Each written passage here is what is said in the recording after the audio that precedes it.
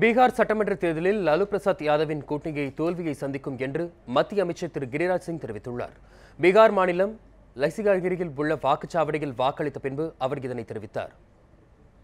नीतीश कुमार जी के अहंकार, लालू प्रसाद जी के विष भवन और नरेंद्र मोदी द्वारा दिए गए लोगों को विकास के मंत्र पर आज चुनाव होगा। मुझे पूरा उम्मीद है कि बिहार की जनता பீகாரில் முதல் கட்ட வாக்குப்பதிவு தற்போது நடந்து வரும் நிலையில் இரண்டாம் கட்ட வாக்குப்பதிவு நடைபெறவுள்ள தொகுதிகளில் பிரச்சாரம் உச்சகட்டத்தை எட்டியுள்ளது. பீகார் தேர்தலில் பாஜக தலைமையிலான தேசிய ஜனநாயக கூட்டணியில் லோக் ஜனசக்தி, ராஷ்டிரிய லோக் சமதா கட்சி மற்றும் இந்துஸ்தானி அவாமி மோர்ச்சா ஆகிய கட்சிகள் இடம்பெற்றுள்ளன. ஐக்கிய ஜனதா தளம், ராஷ்டிரிய ஜனதா தளம் மற்றும் காங்கிரஸ் இணைந்து மெகா கூட்டணி அமைத்துள்ளன. இந்நிலையில் தொகுதி பங்கீட்டில் ஏற்பட்டுள்ள சிக்கலால் ஐக்கிய ஜனதா தள கூட்டணியில் சேராமல் திரு முலாயம் சிங் தலைமையிலான சமாஜ்வாதி கட்சி தனியாக களம் இறங்கியுள்ளது. இந்நிலையில் பீகார் தலைநகர் பாட்னாவில் நடைபெற்ற கூட்டத்தில் பேசிய திரு முலாயம் சிங் யாதவ் கூட்டணி என்கிற போர்வையில் ராஷ்டிரிய ஜனதா தள தலைவர் திரு லாலு பிரசாத்தை பீகார் முதலமைச்சர் திரு நிதிஷ்குமார் வஞ்சகமாக ஏமாற்றிவிட்டதாக கூறினார். மாட்டுத் தீவன ஊழல் வழக்கில் தான் சிறை செல்வதற்கு காரணமாக இருந்த திரு நிதிஷ்குமாருடன் கூட்டணி வைக்க லாலு பிரசாத் சம்மதித்ததன் பின்னணி என்ன என்றும் திரு முலாயம் சிங் யாதவ் கேள்வி எழுப்பினார்.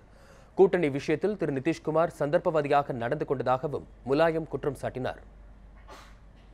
इकट्ठा करने में शुरुआत में नीतीश ने सहयोग किया और फैसला लिया कि एक हो, तो पार्टी एक हुई और जब पार्टी एक हुई ऐलान होने वाला था तो नीतीश चुपचाप राहुल गांधी इंदिरा जी से मिला, सोनिया जी से मिला.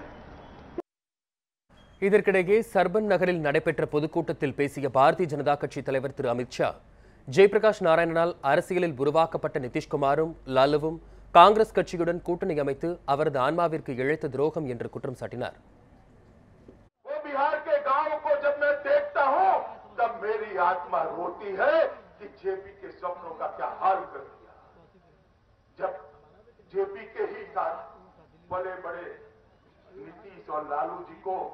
कांग्रेस की गोदी में बैठकर सत्ता की शरण में जाते हुए देखता हूं, तब विचार आता है कोई आदमी सत्ता के लिए इतना भी बदल सकता है क्या? இதற்கிடையே இரண்டாவது கட்ட தேர்தல் நடைபெறவுள்ள இடங்களில் பிரதமர் திரு மோடி இன்று பிரச்சாரம் செய்கிறார். ஜெகன்னாபாத் பகுதியில் நடைபெறும் கூட்டத்தில் அவர் கலந்து கொள்கிறார்.